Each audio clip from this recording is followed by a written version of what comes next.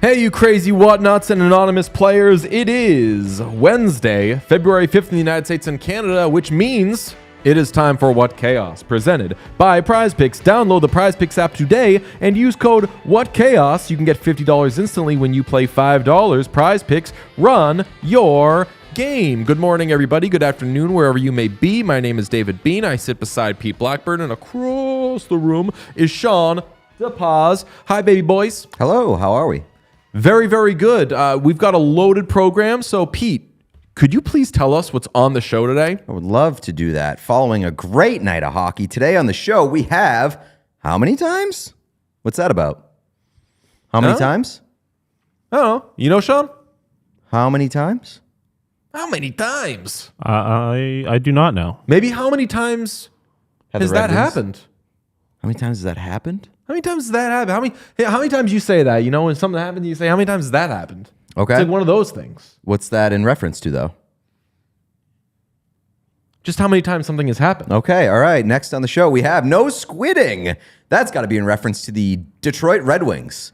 DJ likes the squid factor of the Red Wings. I don't like you making squid references. Why? Excuse me? It's an octopus. It is an octopus. That is true. That is... Did you chunk it? No, I think you are generalizing. Kraken is more squid. Yes, Kraken is a giant squid. This is me sitting with two lovely people who don't know ball. Famously, David Pastrnak picked up a squid hat after he scored a hat trick the other day, and someone asked him about it after the game, and they said, "What was the hat you picked up?" And he said, "If I had to describe it, I would say it was an octopus." So that was me giving a little nod to my friend, David Pastrnak, and you two having some sort of anti-check bias that, quite frankly, does not surprise me from you, Pete. But, Sean, I thought you were better than that. Well, that's a reach. But next on the show, we have players yapping because the Athletics Anonymous Players Poll was released today. There is plenty to pick out from that, and we're going to talk about it a little bit later with Greg Wyshynski, who is the final topic here. We're also going to be joined by Max Bultman. Yes, Max Bultman of The Athletic. A lot of Athletic talk today because that player poll in which 100 anonymous players were quizzed about various things came from The Athletic as well. But let's begin with me saying, how many times has this happened? Pete, last night something happened for just the second time all season. The Bruins shut out an opponent. No, but maybe. I'd have to check the math. Maybe we'd fudge the numbers just a teeny bit. I would not be shocked if that was the only the second time the Bruins shut out an opponent this season. No, I will end the guessing game. Or Sean, if you would like to submit your guess. I mean, I know. So Okay. I don't want to ruin it. Or do you want me to ruin it? Only the second time what? Please tell me. Only the second time that our three respective teams, the Edmonton Oilers, Boston Bruins, and Buffalo Sabres, won on the same night. Wow. According to DJ's research. First time since Saturday, November 23rd. And do you know how easy that stat was to find? All I had to do was go through the 5 Sabres wins this year and then see if the Bruins and Oilers got to skip an entire month from December to January. Yes, got to skip an entire month of just straight L's. And so many times I get to a Sabres win, and then I'd be like, okay, let me check the Bruins, obviously lost. Don't even need to look at the Oilers. Bruins have 6 shutouts this year. Shout out to the chat. Swayman has 3 shutouts. That is stunning. Stunning to me. But shout out to all of us. Good vibes today, carrying into the show. Sabres are red hot. Yes, they are. 4 wins in a row. They had a we must fight meeting. Afterwards, they fought and they won. Did they beat a Blue Jackets team that had their coach having to play? Maybe, but whatever. Sabres were missing their arguably two of their best three players. They had UPL was hurt. Yep. Tage was hurt. And Matthias Samuelsson got hurt at a point. Also, they were missing culture, so it's all even. Yeah. I'm saying the Sabres don't have culture. No, I would agree. That wasn't like an injury-related thing. No, I 100% agree. They're missing palm trees. There were a lot of things that they... Tax breaks. It was all balanced, and they won 4 in a row. Yeah, last night was just a good night for hockey overall. 14-game slate. We got tucked in real nice. Oh, yeah. Last night by a great Canadiens-Sharks game that was thoroughly entertaining. Dylan Guenther scored 2 goals to stop yelling at us, Clubbers. Clubbers did apologize. Did he? Okay. Yeah, we have a chat. Quickly, fill people in, Pete. What? About the Clubbers situation? Someone tweeted at us last night saying, hey... why aren't you glazing? How come you glaze everybody else? Dylan Guenther scored a big goal in overtime. I'm getting crickets about it. And then we have a super chat from them today saying, sorry, boys, I had a bit too much victory alcohol last night. Great behavior. Y'all on Twitter too hard. I love that. Like, big Awesome win, behavior. let's drink. And then it's like, all right, what do we do here? At approximately midnight, a completely drunk Rick Dalton made a blender of frozen margaritas and went on Twitter and went at the ones he loves most. I'm starting with Pete. Fuck you. I gotta be honest, I was completely shook by Clubbers coming at us this morning. I was like, wow, every interaction we've had with Clubbers has been so positive, and we just got like 0 to 100 absolutely cooked by Clubbers for not even mentioning the Dylan Guenther goal last night, which, by the way, there were 14 games on. We were spread thin. And Dylan Guenther, great goal, great pop from the crowd last night. But the turnaround from Clubbers this morning, the redemption from Clubbers, not only apologizing, but just being like, listen, I was high on my own supply. It was a great night for the Utah Hockey Club. That's like a puck thing. If you're getting that riled up and being like, fuck you, we rock. I love the passion. Keep it up. It was my favorite goal celebration ever, which was Max Pacioretty scored in overtime against the Bruins. It was in the 2010-11 season. Scored, was celebrating, and then as he was coming back around, Chara was like on the ice because it was overtime, and he just pushed Chara out of the way. We're just like, yeah, I scored. Fuck you, you fucking loser. Horrible behavior. Chara ended up killing him because of that, famously. But I love, hey, everything is good. Let me be pissed for a second. Good job, Clubbers, and thank you for apologizing. Somebody in the chat, Apollonius, suggested we found our team name, the Utah Snowflakes. Very, very good. A+ behavior. So everybody is celebrating that. Awesome stuff. I'll say glazing watch. I didn't look at all of our respective Twitters, but I do know Leon Draisaitl scored an awesome game-tying goal, and I didn't tweet about it. I just kept moving on with my life. I was not glazing last night. Pete, the Bruins won last night. I can't imagine you did any sort of, yeah, we're back. And if you did, it was probably a joke. And Sean, I don't know what you did, but I'm guessing that none of us were particularly glazing last night. I said that was one of the Bruins' best games of the season, and I can probably count on one hand the number of times I can say that. I'm going to go smoke a cigarette.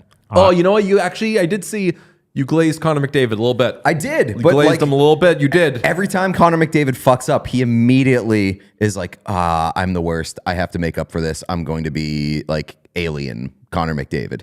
And happens like that. Is it time we do something about glazing Connor McDavid? You don't compliment Connor McDavid when he does anything. Okay, sorry. It was very funny, though, on that goal. I realized after, I was like, oh, shit, that was on the Connor Brown game winner.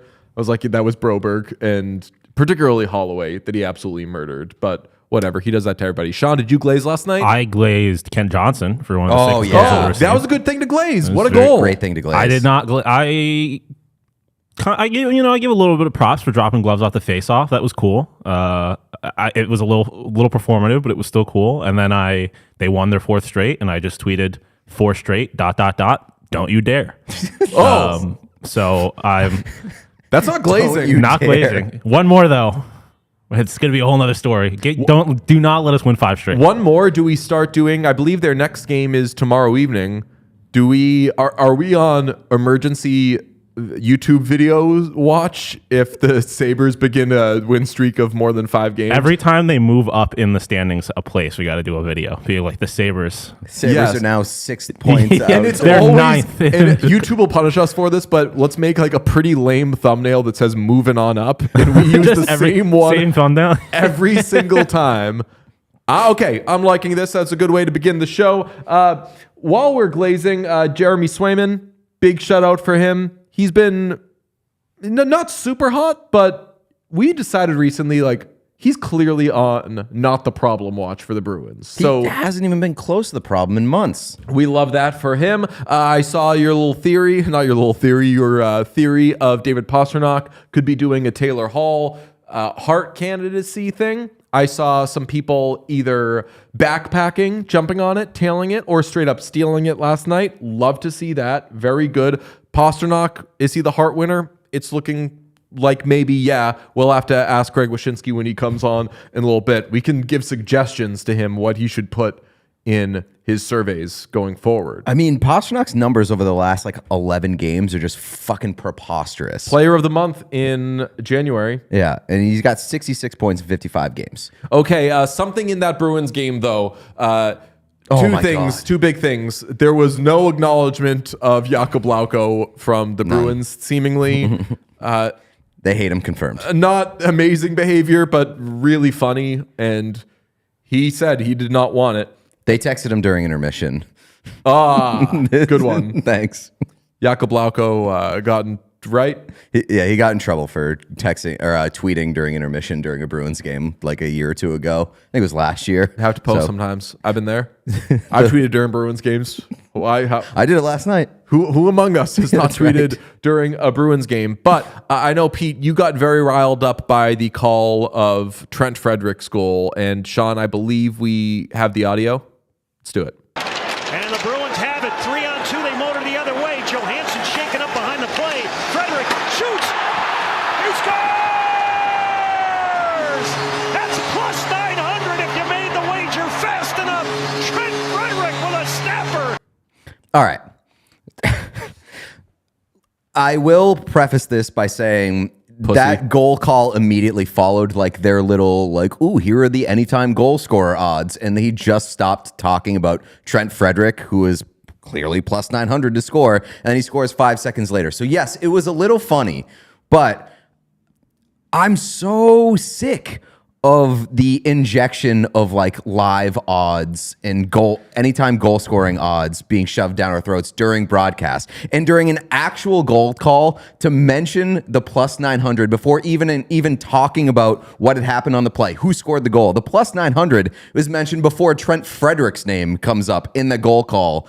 Can't happen. It just cannot happen. You can't have sports betting taking the place of actual commentary during an in-game broadcast. And I tweeted that out, and there was a lot of people saying yeah, I'm sick of the ads, sick of all this the FanDuel ads shoved down your throat, and what's going on here? I'm just gesturing to Sean to throw up the gambling references that are being made as you're ranting. I'm so confused. But no, people were talking about how many commercials there are. And that's not what I'm talking about. The commercials are commercials, and I'm totally fine with that being, in between, outside of the whistles. That stuff is whatever. But the gambling stuff cannot replace actual commentary and valuable analysis. Yeah, I hate to be, I don't even know if it makes you crusty or boomery or whatever, but I don't want it to. I think you have to assume people are watching the game to watch the game. Yeah. And if I were calling a hockey game, which I would do a fucking terrible job at, Judd Surratt is incredible, I would not do my stuff. I would not do, we do this stuff because people who are checking this out like hockey and maybe goofing around a little bit. I'm not telling a broadcaster to know their audience. Only want hockey and maybe a little bit of fun. Yeah, and somebody said they should treat it like they treat cigarettes, which is recognize that a lot of people do it. It's pretty cool, but there should be regulations on it, and it should not be right in your face during these broadcasts. And I agree with that. I also agree with that, like, the only real valuable to an actual broadcast in that moment is like the in-game odds. Like if a team is really, really down and they're like their live odds or whatever are plus 5,000 to come back and win the game, go ahead and mention that. I think that's fine. But like the individual player stuff adds really no value to the broadcast. And a lot of the times, I know this isn't something a lot of people do, but like I'll go back and watch games the next morning. Like if you're watching a broadcast the next morning and there's something that immediately loses value on rewatch, it shouldn't be in the broadcast. That's kind of how I feel. I don't hate that. Well, I think that there's a mix of it, but yeah, I don't hate that. And also, when you talk about immediately losing value, a lot of the things they'll flash up the odds. By the time you would get to your phone, it would change because they're live odds, so they're changing minute to minute. So that they're kind of useless. But I don't know, whatever pays the bills. I'd say just kind of try to keep it a little tasteful. I understand why you're angry, and I hope Judd doesn't feel too bad about it because he was just making a reference to it. Was like, Judd, read this thing. Yeah. Hey, then that player scores. Oh, hope you got your 900 thing. But there's a last do your straw job element first. to it. What's that? Do your job first. Yeah. And I don't want to like throw Judd under the bus. I was going to say I'm being too sympathetic to Judd. I am sympathetic to Judd, and I hate that Judd is the example that has to be made here, but he was the one that made the call. Like you got to do your job first and foremost, and the betting stuff can follow afterwards. Clubbers Till We Die says, imagine some of the best calls in history if the announcer took a moment to talk about sports betting. I don't know, man. I watched the thing from Shams breaking down the Anthony Davis trade, and he made the whole thing about himself. So, why is Sean shaking his head? You're your crusade. You have a crusade. He said, this is the most shocking trade I've ever been a part of. I'm just wondering where. I was more shaking my head because where he was not a part of this conversation at all. And you were like, Shams, DJ always finds a way to make it. No, that's why I was shaking my head. And Shams is a personal friend, so shut the fuck up, DJ. He's not a personal friend. You've met him like 3 times. I've met him like 6 times, and he loves me. Okay, and Shams could be a friend of mine. I'm just saying he doesn't need to make everything about himself. He's my co-best man. Very good. Let's talk about the Detroit Red Wings, the red-hot Red Wings, who have won 7 straight, including a 4-game road trip. They have leapfrogged the Bruins, are now in the first wild card spot, and are gunning for the Senators at 3rd in the Atlantic. To discuss the Red Wings, let's bring in Max Bultman of the Athletic. Max, how are you? I'm doing great, guys. Thanks for having me. Why are the Red Wings so good right now? It's a great question. I mean, obviously, I think the first thing to point to is Todd McClellan, right? And the bump that they've gotten from him. And I think his presence and experience has been huge for them. I think you saw it from really their first practice. And there's the quote that obviously went viral, play effing hockey. I don't know if I can swear on here, but it was real loud, resonating up into the up into where the media sits at the Red Wings practice rink. And ever since then, it is hard to deny that is exactly what they've done. They've played more instinctive hockey, they played more aggressive hockey, and they've played winning hockey. And I think that's the bottom line, that they're just finding ways to do it. It hasn't been the exact same formula every single night, but more times than not, a lot more times than not, it's worked. Yeah, that's an interesting point that you bring up, is that they're doing it in different ways. I wanted to ask you, like, what is the identity of this team right now and how they're finding success? Because I feel like every time I check in with the Red Wings, there's something that really jumps off the page as to like why they're finding wins. And like a month ago, they were scoring like 80% on the power play, which doesn't seem like it's happening anymore. So like over the last stretch, what has been sort of the identity for these wins? Yeah, a couple things. The power play is still good, right? It did dip from where it was. It was obviously at an unsustainable clip, 50% the first 8 games under McClellan. That was never going to last.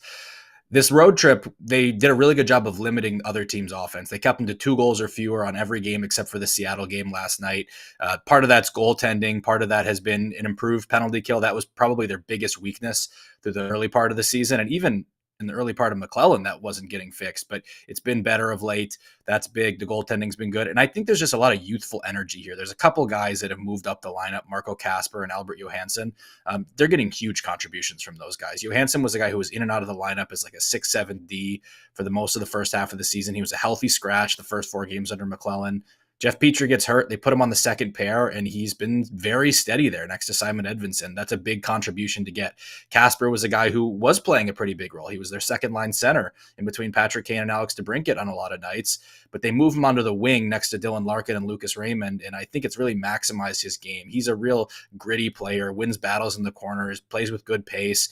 That complements Raymond and Larkin really well, and it's given them kind of that missing piece because they were kind of always torn between, do you put DeBrincat with those two guys and kind of stack your top line, but it's all these smaller guys and they're kind of all offense, or do you put DeBrincat with Kane and you spread it out a little bit, but then there's that missing piece next to Larkin and Raymond. Casper's been the answer to that question. You mentioned the penalty kill, and under Derek Lalonde, they were 31st in the NHL, and it was just horrible. And they were also just not a very good defensive team. And in this stretch, they are so much better. They've really been so much better since Todd McLellan took over.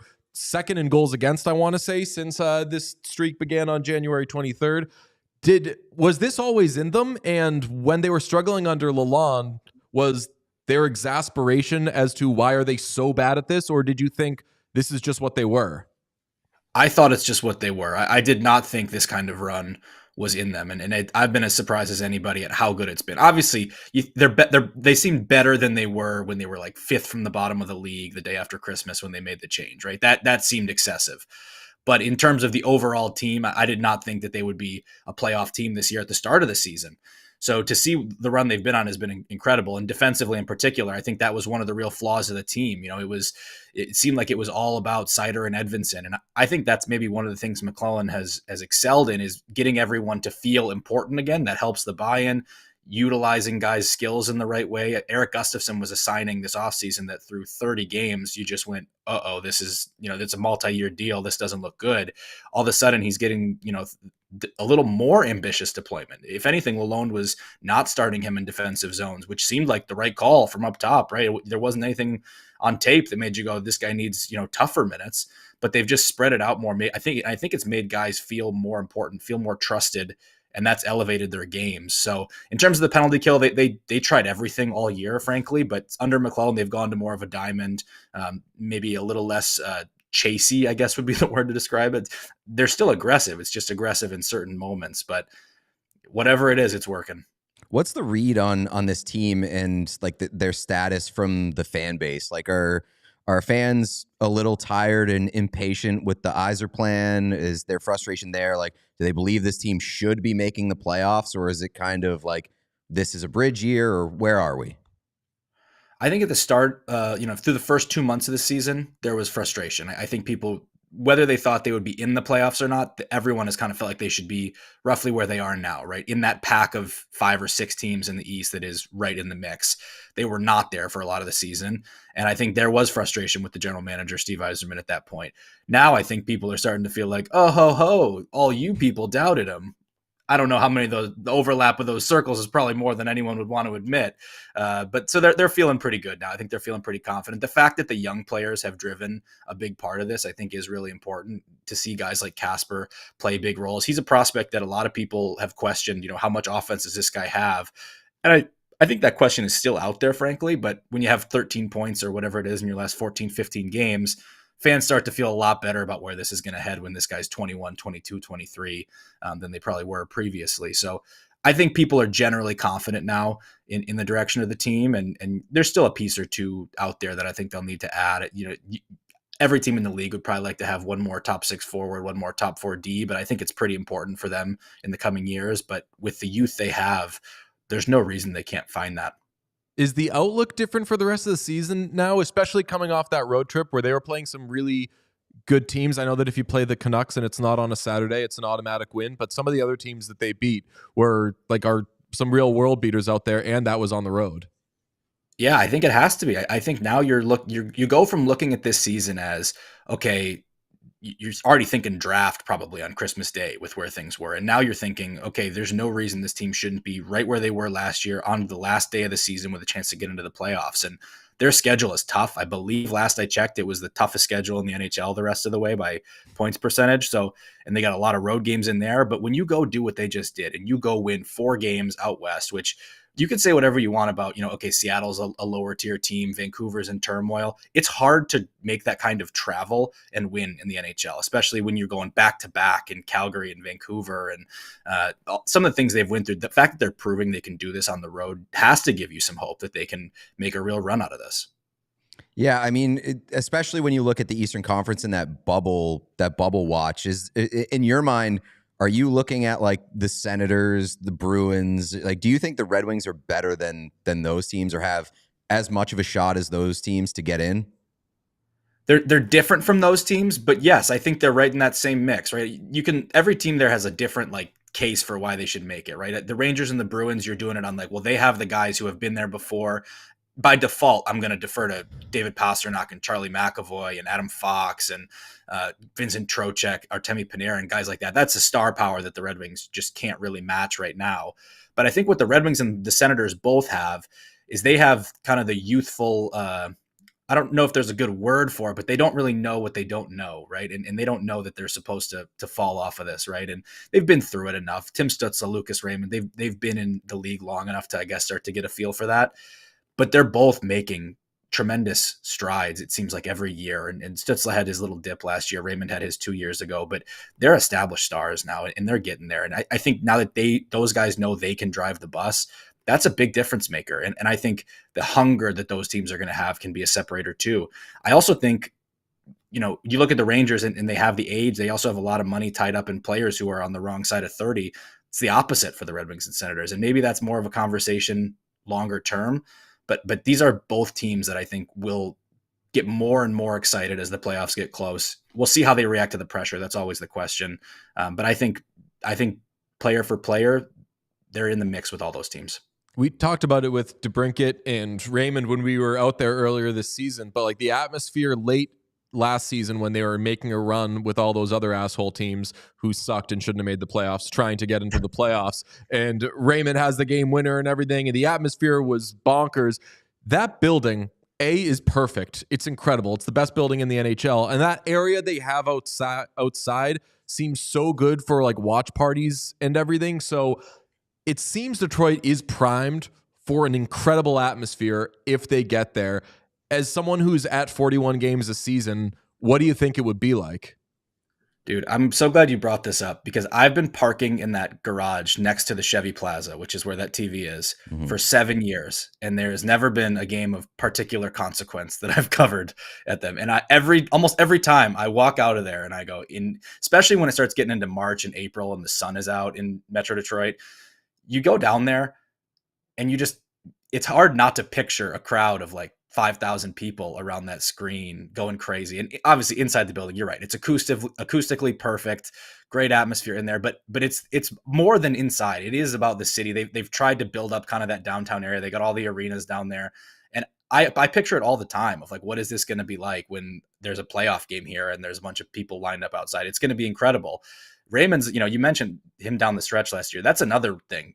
He's really proven to be a big game player. And I think Dylan Larkin has that in him. You see that all the time too. But Raymond's whole career, you can go back to when he was like a U18 player in the World Championships in Gothenburg. He gets a hat trick on Yaroslav Askarov in the gold medal game. Like, this is a guy who is made for playoff hockey. And, the sooner they can get him there, the sooner they can get the benefits. Yeah, I mean, that was a point that I wanted to bring up is I just want to see Lucas Raymond in the playoffs. I mean, when we were talking to him, he was like, it was basically the playoffs for the last couple of weeks of the season last year, and that's kind of when he went off, scored a bunch of big goals. I just want to see that. Speaking of Raymond, how much buzz is there in Detroit, their chatter about like the possibility of Elias Pettersson and having that sort of Swede connection? I think like every market, like the fans would love it, right? Like he's a star, and I think everyone hopes that, you just get him out of Vancouver and he goes back to being a 100-point guy and everything's amazing. It's probably quieted down since the Miller trade, which is probably by design by the Canucks. But yeah, I think fans would love it, right? Like, and the Swedish history in Detroit plays into that too. They've had so many amazing Swedish stars, Nick Lidstrom, Henrik Zetterberg, Johan Franzen. I'm missing important players that I'm just blanking on right now, but that's been part of their story. And so I think that would be another reason they would love it. Detroit had the Russian five. I think ever since fans have wanted another country's five, when it was Stützle's draft year, everyone was hoping to get Stützle and maybe Peterka or Reichel and start building the German five. And now you can kind of start talking about a Swedish five. So yeah, I think people would love Pettersson here for a lot of reasons. Max, we love your work, and we're loving the Red Wings of late. So everybody check him out on The Athletic. Thank you so much for joining us, man. Hey, thanks, guys. Thanks so much for having me. All right, we'll talk to you down the road. That is Max Bultman of The Athletic, covers the Detroit Red Wings, who have won 7 in a row and are cool right now. It's cool weather-wise currently, so you know what I do? I toss on Shady Rays, pretend it's hot. Easy. You dress mind tricks. You dress for the weather you want it to be. That's right. I feel like when you do these reads, you suggest that winter is not a good time to be wearing sunglasses. You can I feel like wear sunglasses in the winter. snow is blinding. I feel like it's the perfect time to wear sunglasses. Sun famously gets you no matter what else is going on. True. There are clouds and stuff. Oh, I don't need sunscreen. Cool. Nice skin. I have a question that may be very dumb. Why are nights so much brighter when it snows? Is it because the moon reflects off the snow? Yeah, just more to reflect off of, I would guess. I feel like I Googled that recently, or somebody else. I don't know the answer. Oh yeah, I just feel like there's more stuff for light to, like the snow is bounce off more reflective than, like black pavement, for example. So if it's covering more of the pavement and concrete. The crazy one for me is, why is it hotter inside at night on hot days when the temperature obviously drops Cools at down, night and yeah. it's cool? You know what the answer is? No. All day, the sun is basically like charging. Oh yeah. So if you're inside in of your like house. especially like the second floor of a house or something is sweltering in the summer. Presented by Shady Rays. This conversation is. I do, and then at night you're sweating your Shady Rays off. Quite frankly, if you know what I'm saying. I know that the deserts tend to get much colder at night because there's no clouds to trap the heat in, and so the heat just escapes into the atmosphere more easy. I know that our friends at Shady Rays have you covered with premium polarized shades that won't break the bank. I'm going to go outdoor skating this weekend. Very excited to do it. The sun can still get me there, even though it's cold. Shady Rays will be on. Ice is super reflective. Ice is reflective. Question is, Seth Jones jersey, Matvei Michkov jersey. I don't know. People in the chat, tell me what to wear. I'll post pics. There's a pic of me and Sean holding up jerseys from yesterday that for whatever reason broke the internet. I break the sun when I wear Shady Rays. And I wear them for going outside, for staying inside, for talking to friends. They probably even have a style that match your favorite team's colors. So, exclusively for our listeners, Shady Rays is giving out their best deal of the season. Head to shadyrays.com and use code AC35 for 35% off polarized sunglasses. Try for yourself the shades rated 5 stars by over 300, get this, 1,000 people. I think you should throw the Sergachev jersey into that conversation, by the way. Oh, Sergachev outdoor? Yeah. Yeah. You want to come? Do not come. Nice. Good work. The best part of that is you could argue if that's all good or bad, but he does. Try for yourself the Bauer.com sales page, because there are a ton of unbelievable items on there. I'm fully decked out in Bauer. This is Bauer. This is Bauer. The shirt that I have underneath this is Bauer. All Bauer today, because they make some of the best apparel that you'll ever find. So go to their sales page and you'll find incredible deals there. They offer a wide range of discounted products, including skates, sticks, protective gear, and apparel that caters to players of all levels. You can find significant savings on premium hockey equipment known for its quality, its durability, and its performance. And you got seasonal deals and clearance items that will blow your socks off. 30% off Nexus Sink and Easton S17 sticks. 40% off select skates, 25% off select helmets, 50% off select apparel styles and collabs. It's all unbelievable. So go there and also use our free shipping code, which is FreeShipWC, to get free shipping on your order. That's Bauer.com. Hit that sales page and FreeShipWC to not pay a damn cent for shipping. Don't pay a damn cent. I got to shout out, Pete, you're talking about how you're wearing Bauer. chat endearingly will not shut the fuck up about the fact that I am wearing an Anaheim Ducks shirt. And apparently, I don't know if there's just a bunch of Ducks people in the chat. We can give them a little love for a second. Winners of 5 of 6. Mason McTavish, absolute dog right now. Yeah, so Ducks are fun. Shout out the Ducks. Ducks Should the are Ducks fun. get John Gibson? Should We'll play Pete's favorite game. Which team should get John Gibson? Should the Ducks get John Gibson? Go for it. No, I don't think they should. Why? Because they got a better goaltender. That's right. Yeah. Okay, but you still want him to go to Carolina. That's right. I want him to go to Carolina and then, like, not disappear, but like our guy Tandem.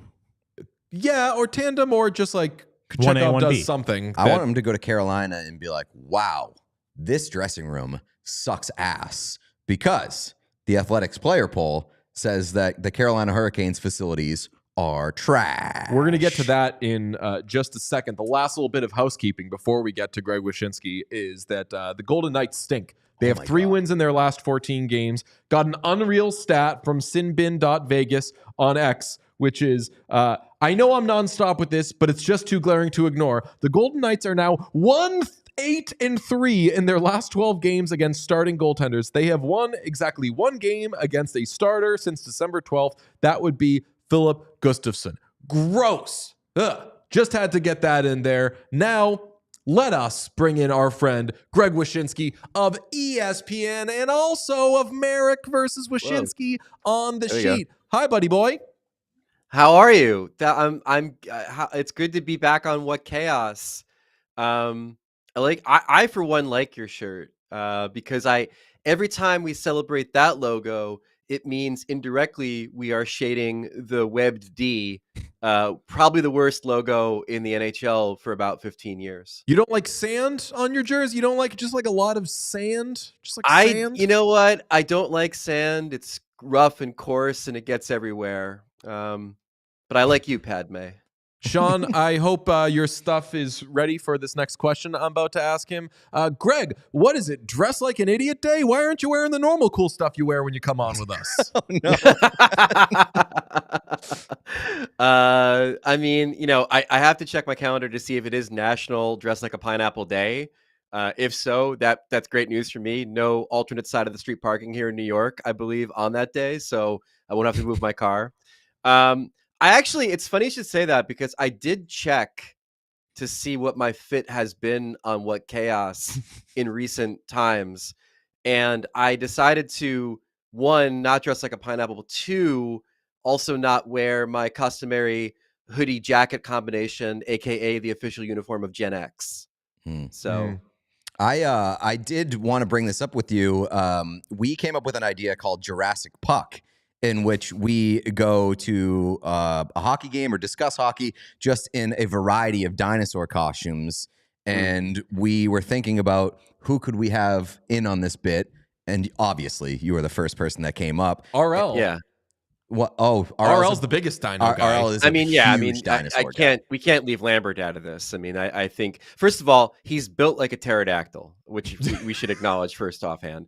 But secondly, like, he is a dinosaur expert. But I tread lightly in discussing things like Jurassic World with him, because he doesn't watch trailers, and B, he gets really upset when you start asking questions about the fake dinosaurs as a real dinosaur stan.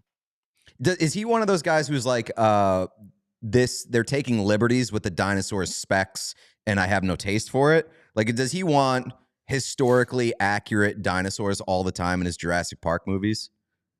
Yeah, that is actually correct. I remember when Jurassic World came out, which again, I thought was a fun ride. I mean, granted, you have Bryce Dallas Howard running around the jungle in heels, so take that as you will. But he had a problem. Remember, they made up a dinosaur in that movie? Like, the big bad was like the biggest dinosaur that we could imagine, and it's like fake, and they engineered it. Like, I remember him getting violently angry about them taking such liberties and creating fake dinosaurs when there's such a plethora of real dinosaurs we've yet to exploit in the Jurassic Park /World universe. See, my experience with Jurassic Park and all of that, and by the way, I'm super, super on board with the dressing like dinosaurs, and I've picked out several great dinosaur suits that I think would go great for the 24-hour trade stream. But my experience with Jurassic Park stuff is Movie comes out. I see it right away. I like it. I don't think about it again the rest of my life until another one comes out. Can I ask a question? I mean, this might be getting ahead of ourselves here, but when we do dress like dinosaurs and go to an arena, is there a next step to that plan, or we simply are Usually just dressed not. like dinosaurs in the arena? You know us well enough. There is usually not a next step to the plan. It is usually step one. What if we do this crazy shit?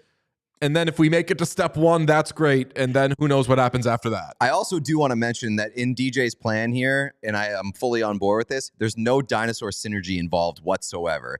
It is just various like cartoon dinosaur, hyper realistic dinosaur, a Barney costume, just all over the place, a wide ranging array of dinosaurs.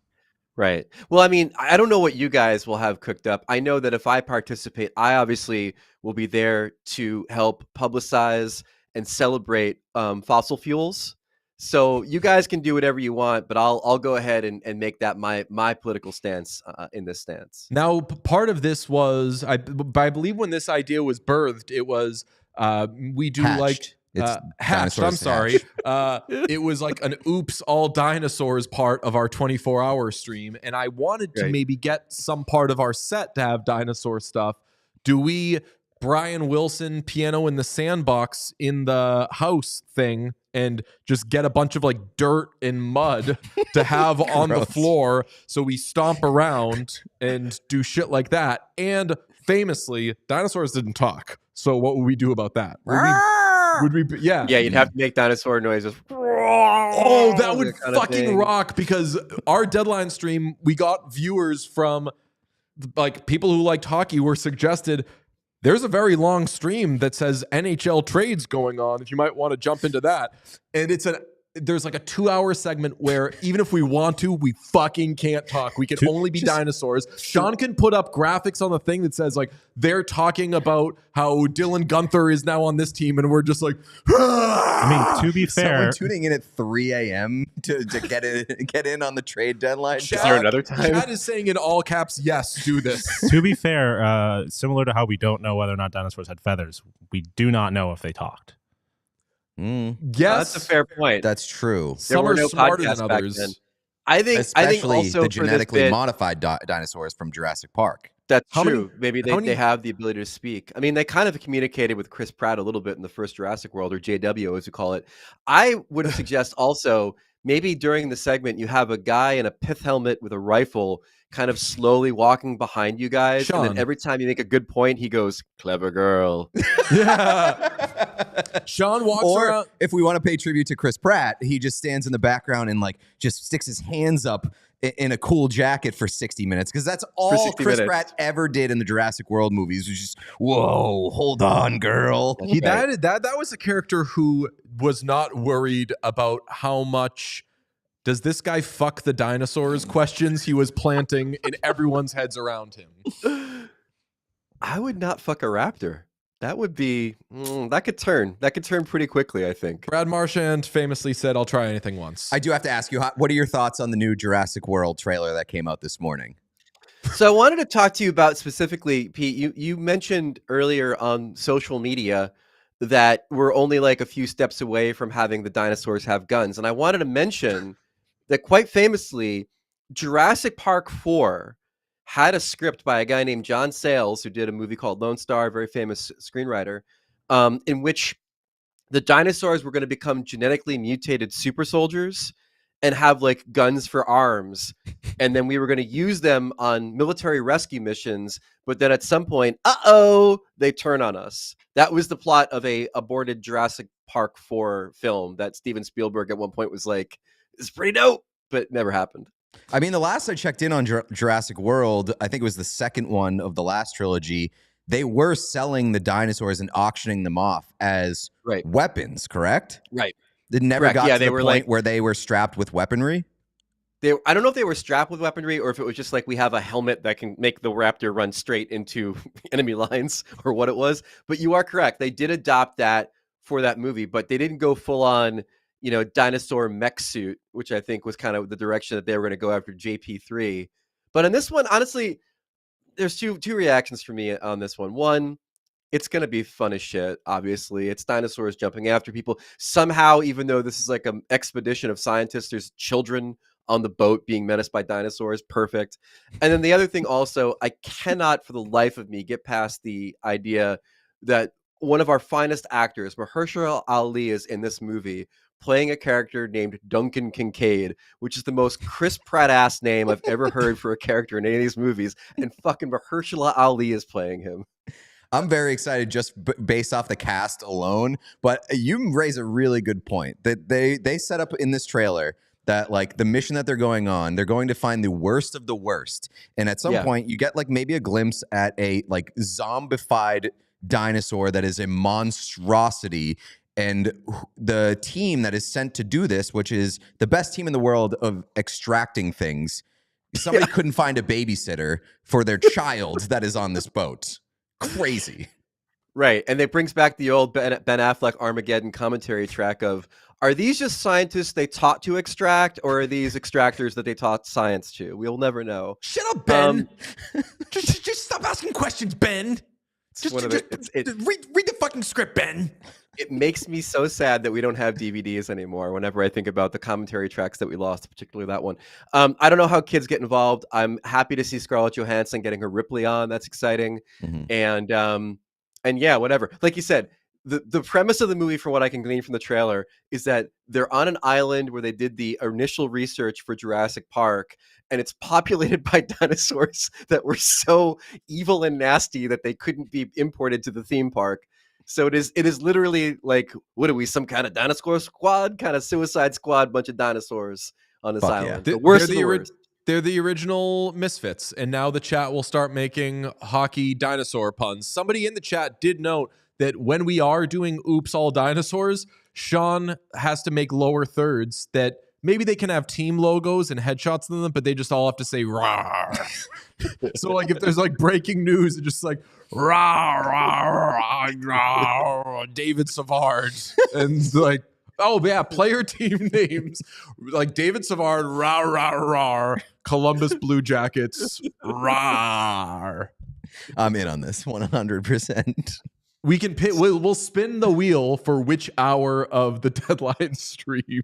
And what if it's like 3 p.m.? Yeah, I was going to say it's going to be the last 2 hour. to 3 p.m. would fucking be. I'll tell you what. It's not a good commentary on society or culture. We would have better numbers and do better, and we would grow our audience far greater than if we were like, all right, let's get some insiders on. Sidney Crosby's going to get traded to Montreal right at the deadline. We're going to have to be roar, Sidney Crosby. Can we roar in French Canadian, like in Quebecois? Are you trying to say that you might get a bigger audience for dressing like dinosaurs and roaring for an hour than having like a guy on being like, I talked to a GM and he said, don't go there? Yeah, have you seen sports media lately? I fucking promise you. I mean, we'll have our show and we'll be talking about fucking nonsense, and we'll be like, okay, now we're going to toss to our interview with a very relevant player who had some controversial things to say. Viewers all leave. They're like, no. See, now you got me thinking that you should actually do tosses during the dinosaur segment to other dinosaurs that are on site. That was like how they do on TSN. Yes. So I said, like, if Dino we're on the street, I said we would still do hits. We'd be like, okay, let's bring in Katie Nolan, and then we like go to Katie Nolan, and we've sent her a dinosaur hat or something. But we hadn't yet decided that they roar. We could do on FaceTime. You can do like the emoji cover thing, and you could do the dinosaur face. Who joined us recently via FaceTime, and every time they smiled, it was Taylor Hall. It was Taylor Hall. He had his arms across, and the thumb thing kept popping up because it looked like he was putting the thumb up. We had to keep cropping out talking about how he'd been traded for the 97th time in his career, and it was just like thumbs up popping all over the place. Tough scene. Tell you, well, green screen, the outside of Ottawa's arena, and then like Bruce Gary Akatopatos goes on, and he's like dressed as a dinosaur. That's all you need. I feel like the last time I talked to Bruce was on this show. We were confused by the pronunciation of Ridley's last name. Called him, put him on speaker. He said that I was wrong and said, okay, thanks, bye. I think that's enough groundwork to get him to dress like a dinosaur for when he comes on. I think so. Us. Yeah.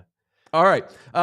We did bring you on to discuss the athletic player poll, in which the 111 anonymous players were given questions about various topics, and they weighed in, starting with no trade lists. The first one was... Can I correct you? Can I correct you for 1 second? I think it's safe to say we can go 110 anonymous players and Cutter Gauthier. What one player had to say about Philadelphia. We will get to that. Don't you worry. If you had no trade list, what's the first team on it? 48.78% said the Winnipeg Jets. A player said nothing to do, bad food, freezing.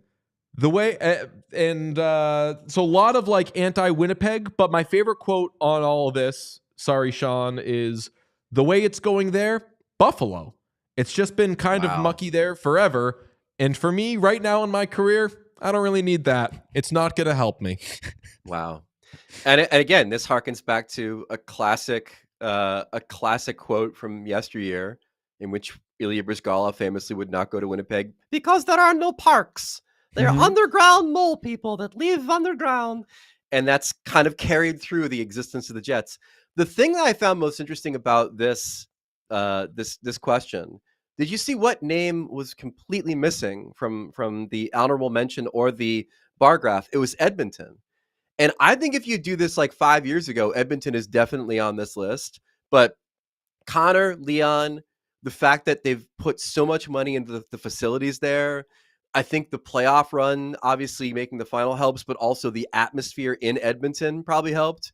I'm kind of surprised we've gotten to this point with the Oilers where now they are no longer even mentioned in the no trade list. Well, can I ask the follow-up there? Are you surprised that the Winnipeg Jets are still hovering around 50%? I mean, they've had a lot of success. They've got some really good players. The energy there in the building is, I mean, it's not the biggest building. It's not the Edmonton Oilers. But, like, are you surprised that they're still at 50% given where they are? I'm not, because they've had a lot of success. But when you talk to a Canadian about like desirable places to live in Canada, like when people hate Winnipeg, they think it's a shithole. Like I can't speak to it. I've actually never been to Winnipeg, but you know, when you have so many Canadians ignoring whether it's a good organization, ignoring whether they've got talent, ignoring whether they're at the top of the league to just say I will never live there, I think that's a tough nut to crack if you're Winnipeg. I lied when I said the best quote was the one about Buffalo. The humdinger, and the one that certainly should be making headlines, and a reason why you brought up Cutter Gauthier, is this quote. Honestly, I wouldn't even mind Winnipeg, an anonymous player said. It's not that nice, but I just hate Philly. I just hate Philly. Can't stand it. I can't stand the city, everything. It's the rink. It's just one city that I absolutely despise. I can't stand it. I'd be sick if I got traded there. This quote goes on for another 45 minutes. If I had a one-team no trade list, they'd be on it in a second. Yeah, and then like the next line was, they should have never drafted me. And they're like, no, delete. That'll be identifying information. And all of my opponents will be crying. There's going to be a lot of tears over there. I am Cutter Gauthier. I mean, listen, the torts of it all is one part of it, but he won't be there forever. Like, do you consider Philly, like, where would Philly be in your no trade list? I'm glad you mentioned torts, because later on in this article, the same player who just said that said, I would like to play for John Tortorella. I know that he's in Philadelphia, but that guy seems cool. That is not something I'm making up. That same player said, I would love to play for John Tortorella. So that guy fucking just hates the city of Philadelphia. Crazy. Yeah. How could you tell from that quote that he hates the city of Philadelphia? Can I ask, Flyers, are you allowed to have a one team no trade list? I understand the Flyers. I understand Philly's a tough place to play, and the media and the fans are very demanding, whatever. But like, that's like one of those spots where they haven't won in so long that if you help contribute to a team that has a sniff of the Stanley Cup, you're going to be fucking lauded as a conquering hero there, don't you think? Yeah, I mean, like Bryce Harper could have gone anywhere. He was like, Philadelphia, sign me up, baby. Like, Philly's a good sports town. It might not be like the nicest city in the world. I don't know. I haven't been there in a long time, but like, I was shocked that Philly got dragged as much as they did there. Can you have a one-team no-trade list? That would be cool. I'm not. I mean, I think you Like can. I've 5 never or heard of 6 one. games, but yeah, maybe you can. Maybe you just like you never send me to this one spot. You can negotiate anything in a contract as long as it doesn't circumvent the cap. Yeah. I feel like no trade lists are like Patreon tiers. Like you have to hit like a certain number. It has to be like 5 or 10. You can't have like a one team no trade list because that's people are going to go to puckpedia.com and be like, one team no trade list. I got to ask this guy. And yeah, I was going to say, I wouldn't do a one team no trade list because I would be terrified that someone would find out I had a one team no trade list. And then I would be the subject of so much speculation and all this shit.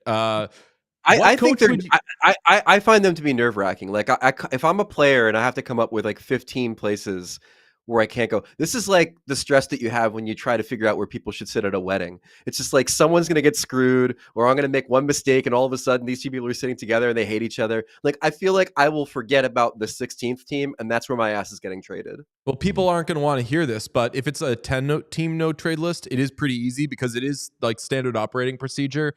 You do just put all the Canadian teams, and then you put, I don't know, you fill out whatever the rest of them are for whatever reason. What coach would you most like to play for other than your own? 23.58% said John Cooper. Also on the list, Paul Maurice, Rod Brindamore. Some quotes on that. I'd like to experience Torts, said a player. You hear stories. I'd like to see it for myself. I've heard he's got his team's back, another said. He'll take care of his players. I think the whole Kevin Hayes thing, put a lot of juice in the support of John Tortorella, what he did last year. I like the fact that this list seems to go from like the best coach in the NHL, the second best coach in the NHL, the guy that everybody wants to play for, the guy that everyone feels could motivate you, and then another guy that's like a guy that whose system makes you better. Then you kind of get into the asshole bracket, right? And then after that, you get into these guys will let me do anything, so it doesn't matter. Of course, I want to play for them. And the Philly hater, as Pete noted, said he's in Philly, but I just like to experience how it feels to be under Torts. There's probably some funny stuff going on there on the bench. I just love to hear it sometime. That guy just wants a good time, or to talk about Philly all the time. One of the honorable mentions was David Carl. So you're like, okay, which University of Denver or World Junior guy did they survey? Because he's on there somewhere. We got to find him. Or Chicago Blackhawk, respectively. I mean, there are a stunning number of guys who do not hold current coaching positions in the NHL on that list. There is Gerard Gallant. There's David Carl. There's Joel Quenneville. There's a lot of guys. That's what I'm saying, though. That's teams saying, I want my team to fire their coach. Yes, I want a different coach. Yes. Right. Which coach would you least like to play for? John Tortorella, not surprisingly, 38.46%. I want to talk about Bruce Cassidy, who is second on this list. That's what I'm hearing from around the league. One player said about him being maybe a bit of a tough cookie. I haven't heard too many good things about the Vegas coach, Cassidy. I don't really know him that well, but I haven't heard anything good about him. Obviously, Cassidy was dismissed from the Bruins because he hurt some feelings or something because he was a good coach there, and then he went off and he was great. Everyone blames Jake DeBrusk for that, but there was some sort of the players don't like him thing. I'm interested to see the players are still like, no, I wouldn't want to play for him when they know he gets results. Yeah. Yeah, I mean, Vegas has been one of the most successful teams over the past couple of years under Bruce Cassidy, so that was a bit surprising. Can't to me. beat starting goalies, though. Yeah, that's true. Yeah, that's true. I was pretty shocked by that. My highlight in this section is the person who answered and did not know Greg Cronin's name, but said, "Who is the coach of the Anaheim Ducks?" That guy. Haven't heard anything good about him. One player that didn't very funny. One player didn't even know Anaheim Ducks coach Greg Cronin's name, but picked him anyway. Quote, that player was Trevor Zegras, by the way. Yeah. We're doing this with your lovely awards watch thing. We're trying to figure out who gave which quote, and Pete's decided they're just all Sarah Siv, so we can get the internet even more angry at her. Oh, that's a dead giveaway. Yep. What? Well, first of all, I'm never going to confirm or deny who's part of the awards watch, but I mean, I will simply say, I think if it was Siv, her answers would be even sassier than the ones that you read in the piece. It would be like, this guy deserves this award. Also, I'm liberal. Everyone get mad at me. Right? I'm liberal. Everyone get mad. I'm making fun of people who get mad at Sarah Civ because when they find out, oh no, it's a liberal person on the internet. Lindy Ruff took a real harsh hit in this guys I don't want to play for. Speaking of dinosaurs, somebody said, I just think he's too old. I don't think he understands the game anymore. That's what I hear from the guys that play for him. Ouch. That he just doesn't know what's going on most of the time. As a New Jersey Devils suffering fan, how do you feel about the Lindy Ruff slander right there? I mean, it's a bit Biden adjacent doddering old fool, which I think is probably a little unfair for the guy. But I mean, to put it in current context, I kind of felt like Buffalo would be a hell of a lot better than they are. And he hasn't really been able to unlock them offensively or get them to play better overall. So they're a young team. So maybe there is a sort of generation divide there between coach and player. I'll say that the thing of the game passing an old coach by, and when I say old, I do mean old in age, can be overstated because you're the head coach. You have a staff. And I've seen coaches in various leagues who clearly are not as technical as you would think they would be. And they're just more about like, hey, it's practice time. Don't forget to practice hard. Practice hard. Okay, guys? Okay. You guys want to blow some whistles? And they're good to the players and they speak to them on the level. And that's what they contribute as head coach. Technical stuff is drawn up by the other people. So I would just say, and maybe I am a bit of a Lindy defender, but he's old. The game has passed him by. He could still get better results even if he is old and the game passes him by. I don't give him that excuse. I saw Jim Boeheim up close and personal for a few years as a manager for the Syracuse basketball team, and he did jack shit.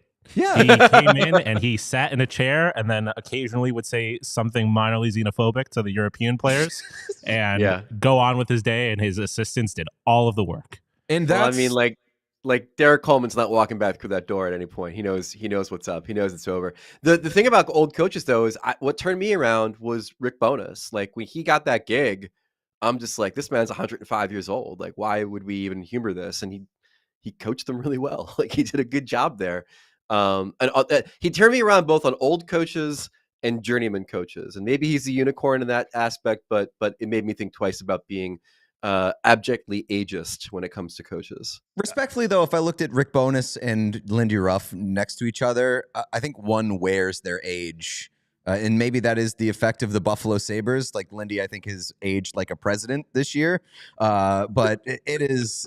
One of them looks way older. Have we considered that this quote is just from Quinn Hughes, just talking to his brothers from last year? Oh, wow. That's all right. That would be awesome. Good for you, Sean. I like that theory. What NHL team has the best facilities for opposing teams? The Red Wings won that, but we can just skip on ahead because we don't want what the best is. It's obviously going to be the Red Wings because that building, as we said with Max, is incredible. To your point, though, like look at Edmonton, third on that list, and then they don't show up on the no trade list. Like they have poured a ton of money into making everything around that team better and like high quality, and I think that's reflected there. Oh yeah, I mean we're going to Edmonton a little later in this season, and boys, you will find that when people are like, "Oh, there's nothing to do in Edmonton," or "It's dirty," or whatever, like some of the things about certain areas are like, yeah, it can feel like the middle of nowhere.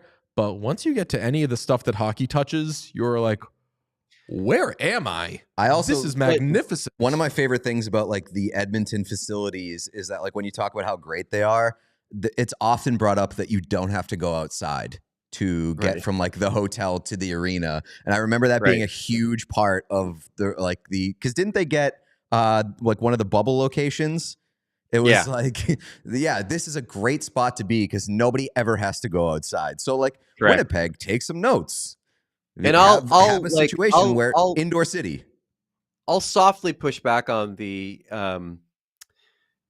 social life aspects of Edmonton, because when I was covering the Cup final last year, I did eat a medium Papa John's pizza twice in my Holiday Inn hotel room because there was nothing else to do and I was in the middle of nowhere. Oh, bro, you know what I was doing? I wrapped up 2 nights in a row by having a dinner of pot and all dressed chips from the vending machine. And I would hit the pillow being like, my life is fucking incredible. This rules. This is the saddest story I didn't heard. drink the whole time, but like walking out of because people were trying to have a good time there and everything. And like I was getting offered shots and everything, and I was like, no. One point, RA was like, "Want a joint?" And it was like, "That's gonna be my thing for this trip," and it's the best. Edmonton, don't sleep on it. Pot. Mixed results. That I've been told that Oilers is slang for a joint. I don't know if that's true or not, but I've been told that by Canadians in my life before. Interesting. Okay, what team has NHL or which NHL team has the worst facilities? Carolina Hurricanes, 65.71%, and this is a gold mine of quotes. My favorite quote, I've said my favorite quote a few times, but this actually is my favorite quote of the whole thing. It used to be Carolina, but then they upgraded, one player said, and somehow it's still Carolina. I think it's their visiting locker room. Come on. Their visiting locker room is atrocious. Like I remember covering the Hurricanes Panther series, and like their visiting locker room is one, the size of a food pantry in your kitchen, but two, teams like the Panthers still feel the need to put their stupid logo on the floor, so no one can avoid stepping on it because the room is so small. I'm glad you mentioned the visiting room because another player says the visiting room sucks, and the home room is basically the visiting room with some paint on the walls. So yeah, pretty shitty. There's just a million quotes about it. Terrible, said a Carolina voter. Carolina stinks, said another. It's brutal. It sucks. Everything about that trip sucks. Wow, I'm just talking about the facilities, brother. Not even close, said another. And then I like this one from a Hurricanes player who said, probably ours. This summer, they're supposed to change it up a little bit. We've been telling them to put it off. I like that. We've been telling them to put it off. Raleigh. Yeah, Raleigh's actually one of my favorite cities to go to on this gig. Not just because they have Torchy's tacos there, but because it's like a fun place to be. I don't know. I like the arena too. And also tailgating is amazing in Raleigh. So I love I think love Raleigh.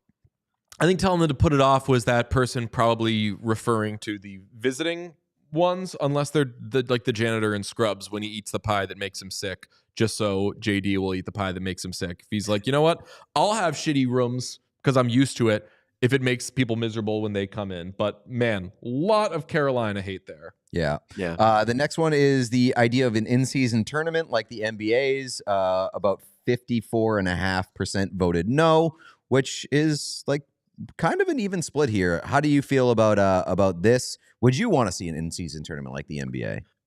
No, I don't think it applies, it transfers well to the NHL. But I do love the idea of adopting the coolest thing about the in-season tournament, which is making the ice different colors for a game. God, no. Awesome. Yeah. Love that.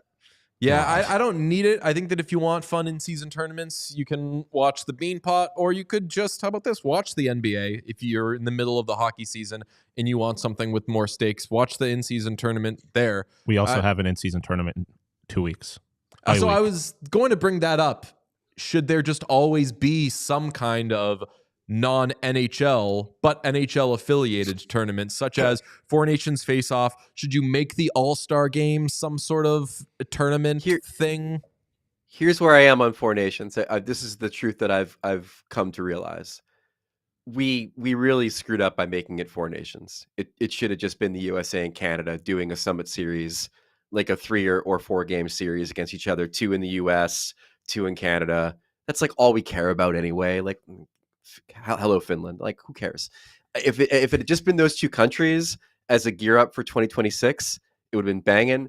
I understand why they had to invite others because they want to spread the global economic wealth, but right, don't you think it'd be better if it was just like the USA and Canada playing each other 4 times? Well, I mean, given where we are, like from a political climate standpoint, would that be good or bad to really play into it at this point in time? It all depends on what the stakes are. That's true. Tariffs. That could be a real scene. And this time it's for tariffs.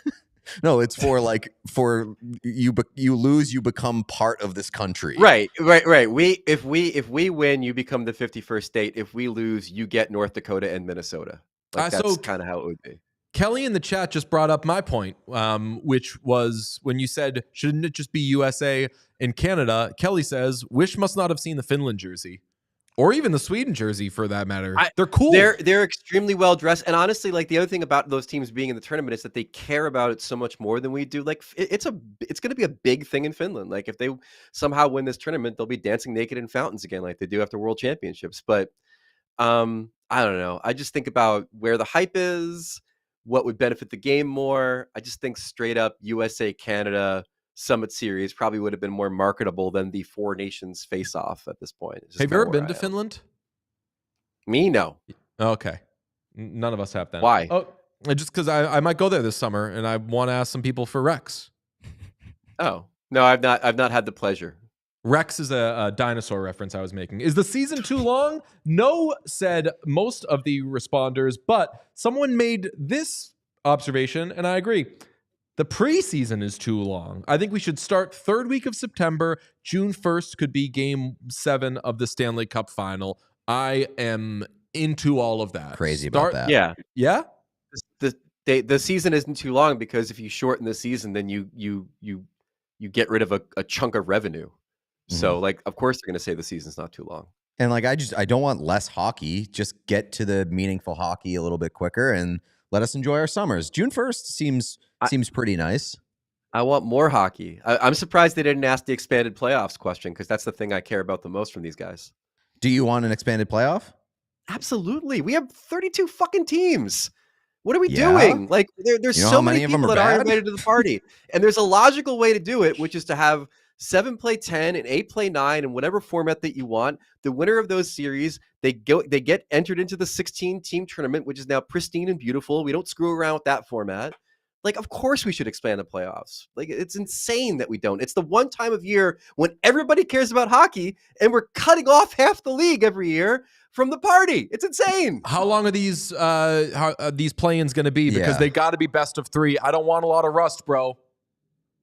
It could easily be best of 3. And if you really want to make it incentivize teams to finish 6th, make it best of 3 in 3 days straight. How about that? And then you give the top seeds so much more benefit by playing teams that have absolutely nothing left in the tank after 3 games. What about doing what MLS does and just do like a decision day sort of thing where there is a best of 1? You do 2 on each side, 2 East, 2 West, or so 4 teams from each side, and you have 2 games. Or I'm sorry, 4. You know what I'm fucking saying? You take 4 teams from each side, okay, and you have them play best of 1 to get a berth in the playoffs. No, I want a modified NBA play-in. 10 plays 9 in a 1 game, winner takes all, and then that plays an 8. I guess. I want maybe 2 extra teams in each conference to have a chance. Way too random to boil it down to a 1-game play-in. That's why you don't finish fucking 13th or whatever. Last year. Thank you, DJ. Like, that's exactly right. Like, you can do whatever the hell you want with the playoff format. You can make it a 1 game. And by the way, the most exciting thing in the hockey postseason is Game 7. It's a 1-game thing to decide the winner of a tournament. So, like, but the it's idea exciting that you because do 1 it's game, the culmination of a series. But exactly. So the problem is that you're gonna have people crying about the equity of it, but who cares about the equity of it? As DJ said, don't finish 7th, 8th, 9th, or 10th. There's a hierarchy. You get treated worse. Coming down to 1 game. Yeah, you get treated worse. You have less of a chance because you, through an 82-game schedule, have put yourself in this position. I love that's some Squid Game shit, brother. Eastern Conference would have been far more interesting last year if you had 4 of those asshole teams playing instead of just having a dog shit series. The last thing anybody wanted last year was to watch a single more game of any team on the Eastern Conference bubble. But you have a chance of getting a better series than what was a terrible series in Washington, New York. And it's not always going to be such asshole teams. This season, you might have the Columbus Blue Jackets, who we are all passionately hoping can make some sort of run. You can have Lane Hudson and the Canadiens getting some playoff experience or big game experience, whatever you want to call it, via a 1-game play-in game against who? The fucking Boston Bruins? And you're putting the spotlight on the younger players there, Fantilli, Hudson. The only thing I'll caveat this with, and it's a reasonable argument, is that sometimes a larger playoff field would make for a worse regular season. Like, you look at the West right now, it's kind of cool that we have one playoff spot open for maybe at most 3 teams. But if you expand the playoff field, now you have a bunch of teams that may not necessarily deserve to getting in. So I understand that. But again, like for me, we have 32 teams, half of them sit at home. It's the time of year that we all talk about it being the best hockey, the time you should watch the NHL. And you have 16 teams worth of star players and 16 teams worth of exciting markets and fan experiences just sit on the fucking sideline because we haven't expanded the playoffs. I love a 1-game play-in, and I'm so mad on our soundboard we don't have Gary Bettman saying, you guys talk about the issues, because this has been peak issue discussion from the 4 of us. And speaking of Gary Bettman, my least favorite question in the player poll is, should Gary Bettman retire? And that just seems mean as fuck. Like, how do you like this guy? Should he lose his job? Should he leave? And a bunch of players were just like, yeah, I don't know what the fuck that guy even does. Yeah, I will bet $20 American that Mark Lazarus came up with that question for The Athletic. But so this is what a couple things were interesting about this answer though, because you'll notice the responses. Every other question in this thing, I think, got over 100 responses except for this question. So what is it about this question that made people be like, nah, I ain't touching it? I think that's kind of interesting. It's a mistrust of the anonymous portion of this whole thing.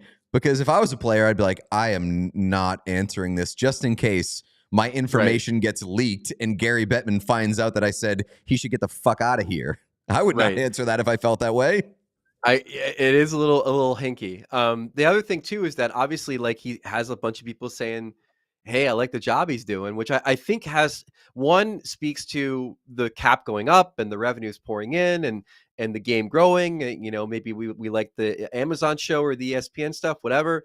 But then the other thing I think it tells us is that this CBA negotiation is not going to involve much pushback from the players. Like these guys are pretty fat and happy right now with how things are going revenue wise. So if we're expecting them to dig in their heels on long-term contracts or all this other stuff that they could fight on, probably ain't going to happen because Gary Bettman has a very strong approval rating right now from the players. On the expanded playoffs, Michael Curtis says expanded playoffs equals less sellers and a worse trade deadline.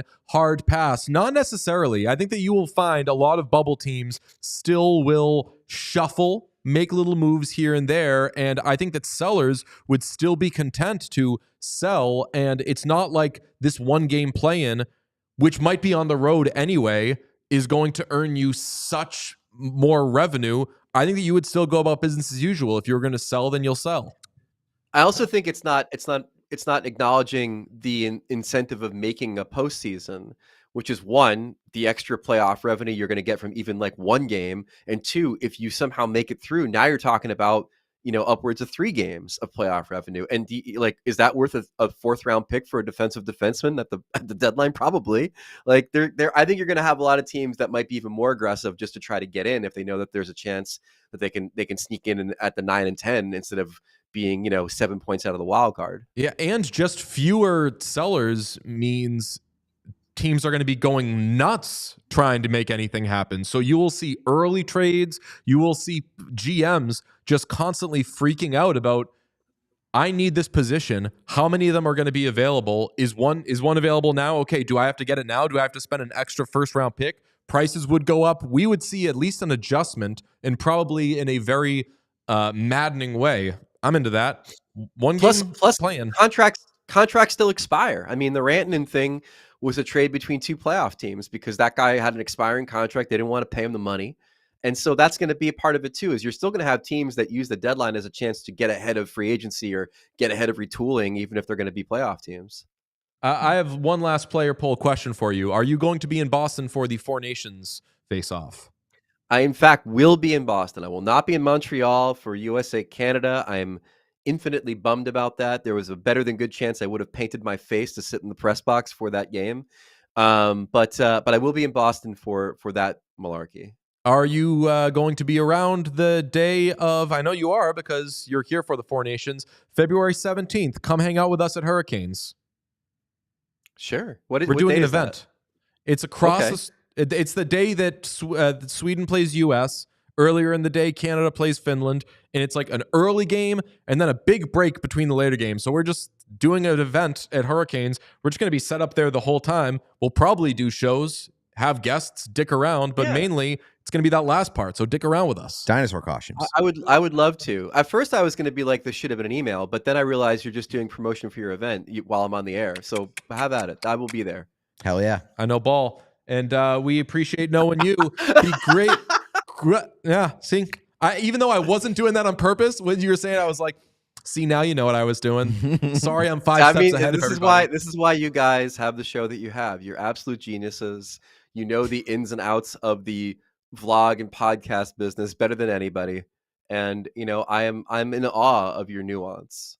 Look at it. He's going to be telling people about this the rest of the day. I love it. He's going to be like, I was doing a podcast earlier and this guy was talking to me and I was like, shouldn't this be an email? And then I realized, I was like, it's levels. Oh, no. Realistically, the rest of your day is going to be spent Googling dinosaur costumes.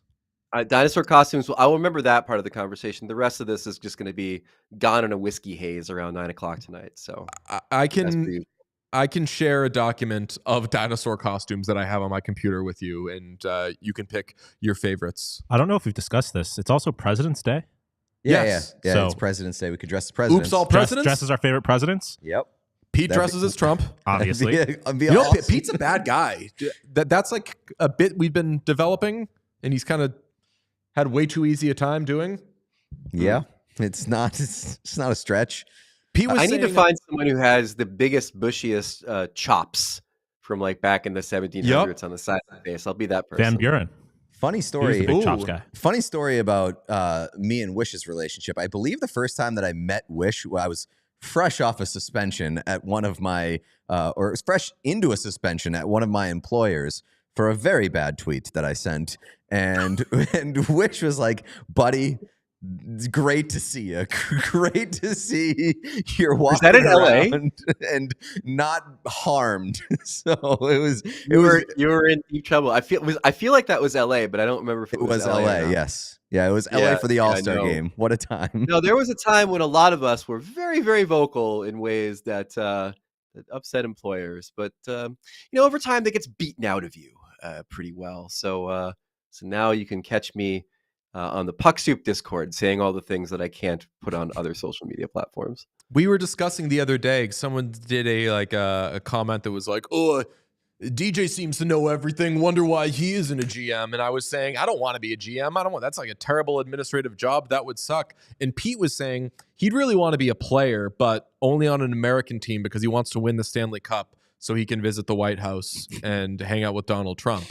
And I was like, well, that's your want. That's your story and that's your journey. That's just where Pete comes from. That's right. Do you know that I don't know if you guys were there or not, or DJ in particular, but like I was there during the Tim Thomas thing at the White House. That is, yeah.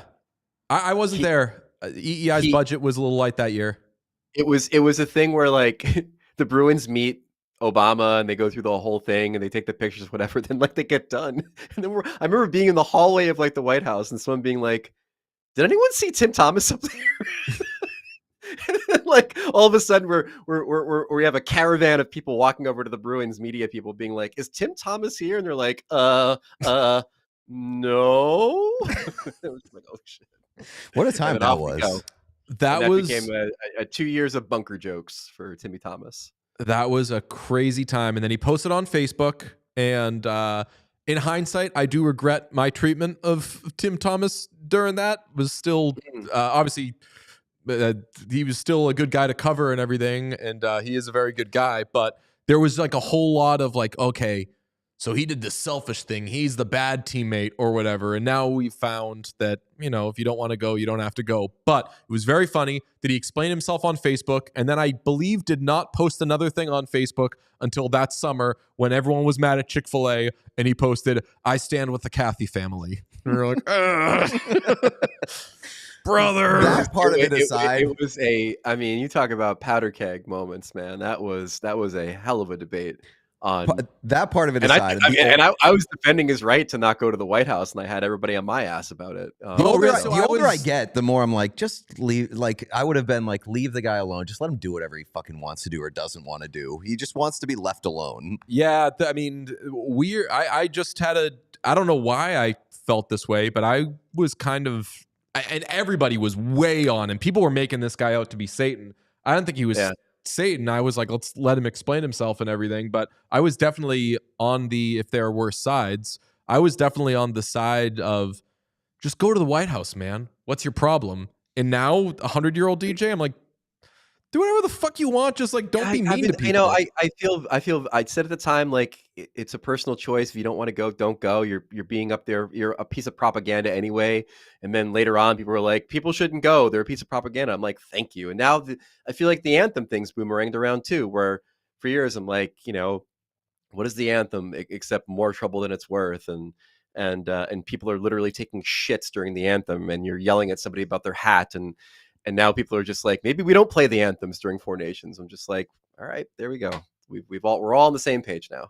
We used to, at the beginning or after we would tape the show for Spotify, we would do a Today on the Show, and we would discuss the topics that we would get into. I really wish we still did that so we could do Today on the Show.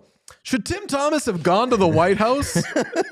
2025, hitting dinosaurs with guns, dinosaurs breaking trades, and Tim Thomas going to the White House. I would expect nothing less from a conversation with the great Greg Wyshynski of ESPN. Thank you, Wish. We love you. Anytime. Thanks for having me, boys. Oh, what a treat. RL and Wish the same week. That's right. And Max. That's right. Yeah, great show. Great show. Went places that I did not expect it to go to. We spent a lot of time on dinosaurs, and also the chat did an unbelievable job of dinosaur puns. Can you give us, Sean? I'll do some super chats first, and then you can give us the dinos if that works. Okay. Stacy Faye says, "What is it? Dressed like an idiot day? Go Kings, go!" Chunkiest that's cast. A fat super chat, by the way. Stacy Faye.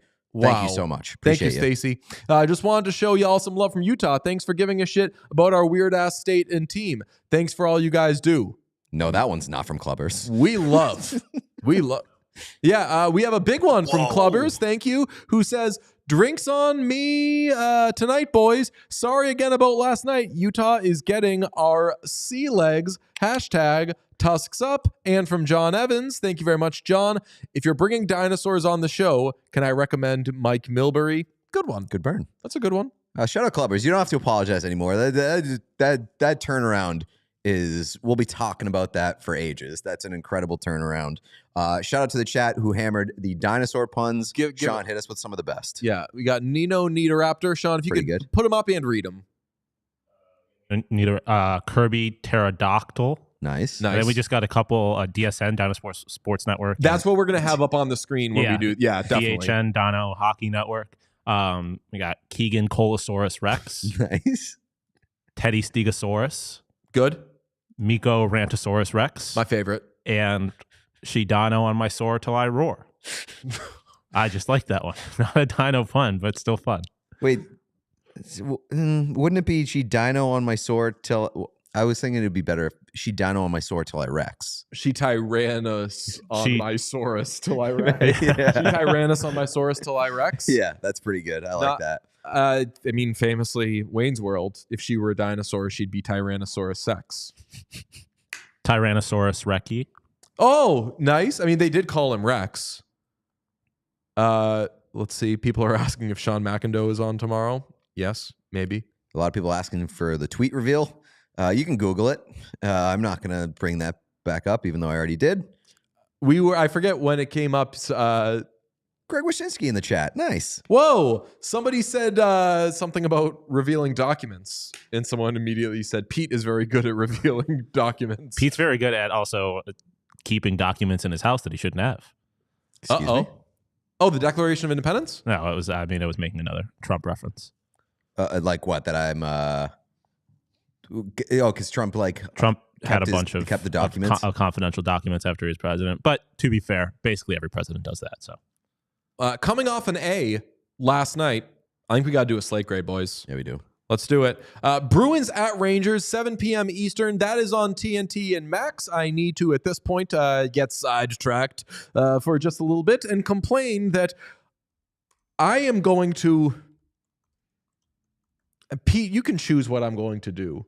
The deranged, unhinged thing if I have to watch a non-Jack Michaels Louis DeBrusque tandem do an Oilers game for the rest of the season, because I like Mike Monaco, but last night I could have lost my shit.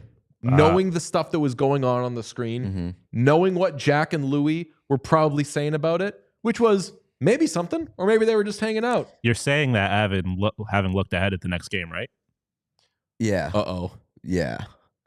That's why I thought you were bringing that up. No, that was just my ADD. But yeah, Bruins at Rangers, 7 p.m. Eastern. That's on TNT and Max. And that is, of course, a Brian Leach Bowl. It's a Ryan Lindgren Bowl, a Rick Nash Bowl. And it's my favorite of the bunch. Just 'cause I love this guy. A Daniel Paille Bowl. Played for the Rangers after he was with the Bruins. Oilers at Blackhawks, 9:30 p.m. Eastern. Yes, on TNT and Max. That is, of course, a Corey Perry revenge game, a Taylor Hall Bowl. And just for funsies, why don't I throw in a Sergei Samsonov Bowl? That is also a Duncan Keith Bowl. I wish it were not. I bet. I and Oilers fans wish it were not. Canadians and Kings will tuck us in at 10:30 p.m. Eastern. I love that we do the tuck us in thing. Yeah. In a, you want to give me one, Pete? That is... Second straight day of a Tyler Toffoli Bowl. Oh, yeah, that's true. Yep, because they played the Sharks last night. It's also a Larry Robinson Bowl. That's a Philip Deneau Bowl. Or Oh, that's- Philip Deneau revenge game. It is a Philip Deneau revenge game. Very, very good. Look. Stay with me here. I don't know that this isn't an A. Yes, you do. You do? Yes, you do. Yes, you do. Yes, you do. And this is not an A. We saw an A last night. This is not an A. Sean, back me up on this, please. We were talking about this briefly before the show. I understand where DJ's coming from. I think No, you don't. I think all of these have potential to be good games, but we don't grade slates off potential. I mean, I guess we do, but No, I like when you do shit like that. When you're just like, ugh. These have a higher potential could of be an A based off of yeah, potential. like I think these have a higher likelihood of all being bad games. They have a likelihood of like any of them being good games. There are 3 games. One of those games, I think you can immediately throw in the fucking garbage because the Oilers are gonna absolutely kick the shit out of So the that was the Blackhawks. one that DJ Fun was. fact: Oilers and Blackhawks play good games. I don't care. the Oilers I are have going to accepted kick the evidence this has been accepted into evidence and just thrown away. Just no way. No way. I am inclined to agree with you, Pete. I don't think that this can be an A. In if you're grading a good faith, And if it's a good game, it's because the Oilers are probably playing like shit. that's also what DJ said. Is this potential that they play down to their opponent? Oilers and Blackhawks have met twice this season. In their first meeting, the Blackhawks won 5-2. In their second meeting, the Oilers won 4-3. Both Calvin Pickard games. This is going to be Pickard again. I don't hate this game, so it's going to be a close one. You are going to get, as the love of your life kind of pointed out in the chat, you're going to get a whole lot of Connor versus Connor discourse from the TNT especially- podcast. Question is, after last night, which Connor? Big Connor Brown game last night. Also, why was Connor Brown on the ice in overtime? That's a good question. That was a slept-on element of the whole thing as we're jumping up and down. Oh, also, I'd be remiss if I did not say the reason all that happened at the end of that game, and I'm trying not to glaze, Evan Bouchard broke up an odd man rush going the other way, made a good defensive play. I know a lot of people are getting on Mark Spector for something he wrote saying that Evan Bouchard needs to grow up because he plays poorly defensively. Batshit piece of writing. But Far be it for Mark Spector to have something that's batshit. But we are all, there's more to be desired from Evan Bouchard's defensive game. Correct. So when that happens last night, I'm like, yo, let's circle this and say, like, this doesn't happen every day. Great job, Evan Bouchard. So shout out Evan Bouchard. They did a good defensive play and then had the drop pass to McDavid. That's my glazing. It was Evan Bouchard of all people. I think that second game tonight in Chicago might be a close one, might be a fun one, might be a high-scoring one for you DFSers out there. I think that's an okay. You really don't want to like this slate. It's following what I considered to be a very, very strong slate last night, and I had a great time. And I think that it was the first time in quite a little bit that I came away being like, "What a night of hockey!" And maybe that's recency bias. Pete seems a little like full. He's like, Oh. I ate yesterday. The reason that I hate the slate, let's be honest, is that the Bruins are playing again. Like, let me have a few days of peace in which I can feel good about the Bruins. I know they beat the Rangers over the weekend. Maybe they double it down, and I can say the Bruins are back tomorrow. But this is an A-. We all know it.